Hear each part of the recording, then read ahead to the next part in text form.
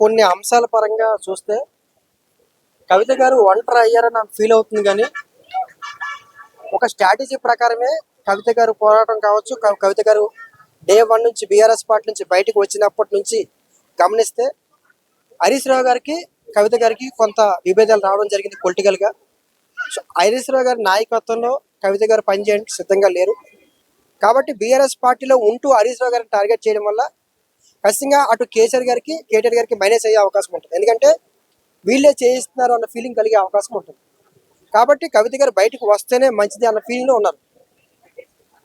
రాజీనామా చేయడంతో పాటు ప్రధానంగా ఆమెకి ఏదైతే లిక్కర్ అంశం మీద కేసు అయిన తర్వాత ఆమె ఎక్కువగా ఎమోషనల్ అవ్వడం కోసం బీజేపీ పార్టీని ప్రధానంగా పోరాటం చేయాలని ఆమె కోరుకుంది. కానీ బీఆర్ఎస్ పార్టీలో బీజేపీని టార్గెట్ చేసే పరిస్థితులు లేవు.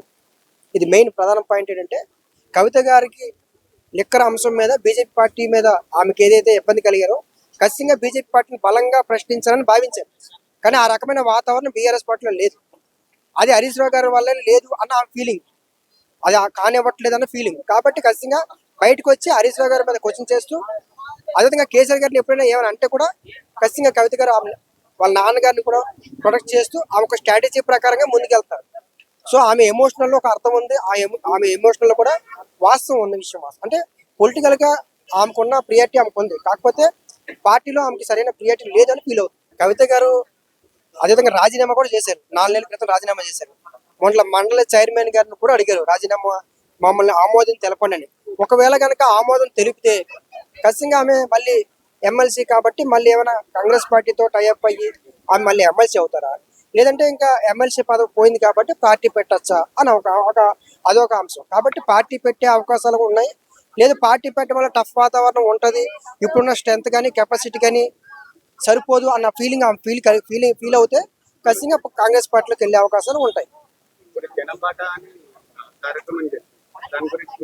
అంటే ప్రజా సమస్యల మీద కవిత గారు కేవలం ఇంతవరకు మనం పోరాడింది ప్రాంతీయ అంశాల మీద, ఇప్పుడు ప్రజా అంశాల మీద పోరాడుతాం కాబట్టి ప్రజా అంశాల మీద కలుపుకొని మనం ముందుకెళ్ళొచ్చు అని ఆమె ఎక్కువ ఫీల్ అవుతుంది.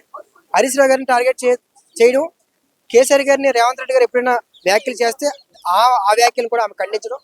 సో కేసీఆర్ గారికి నేనే ప్రధానమైన, అంటే కేటీఆర్ గారు మాట్లాడకపోయినా హరీష్ రావు గారు మాట్లాడకపోయినా నేను కేసీఆర్ గారిని ఎవరైనా టార్గెట్ చేస్తే వాళ్ళ తరపున క్వశ్చన్ చేయడానికి నేను ఉన్నాను అన్నట్టుగా కవిత గారి వ్యవహార శైలి అంతా ఉంది.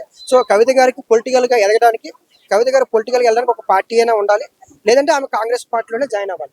ఏదైతే ఆమె ఎమోషనల్ అవుతున్నారో ఎమోషనల్లో కొన్ని ఏదైతే బీజేపీ పార్టీ మీద పోరాడాలి అని అనుకున్నారో లెక్కర అంశం మీద ఫ్యామిలీ నుంచి కానీ లేకపోతే వాళ్ళ హరీష్ రావు గారి నుంచి కానీ ఎవరి నుంచి కూడా సరైన సపోర్ట్ రాలేదు.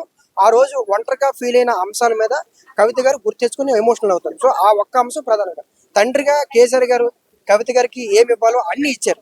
పొలిటికల్ గా ఇచ్చారు, ఫైనాన్షియల్ గా ఇచ్చారు, అన్ని రకాలుగా ఏం చేయాలో అన్ని చేశారు. కాకపోతే హరీష్ రావు గారితో విభేదం వల్ల బయటకు వచ్చింది.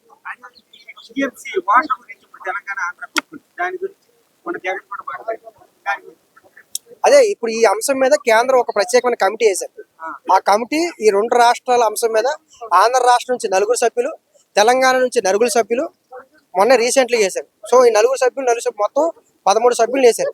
సో ఆ అంశం కూడా కొలికి వచ్చే అవకాశం ఉంటుంది. ఎందుకంటే కమిటీ వేశారు కాబట్టి ఈ కమిటీ అంశం ఏదైతే ఉందో ఒక నివేదిక వస్తుంది. ఆ నివేదిక ఇప్పుడున్న వాతావరణం అనుగుణంగా కమిటీ రావడానికి 2 months పట్టొచ్చు. అప్పుడు ఆ నివేదిక ఆధారంగా తీసుకున్నాం. కొన్ని డిపిఆర్లు కూడా వెనక్కి పంపించారు కేంద్రం. డిపిఆర్లు వెనక్కి పంపించడానికి కూడా కారణం అదే.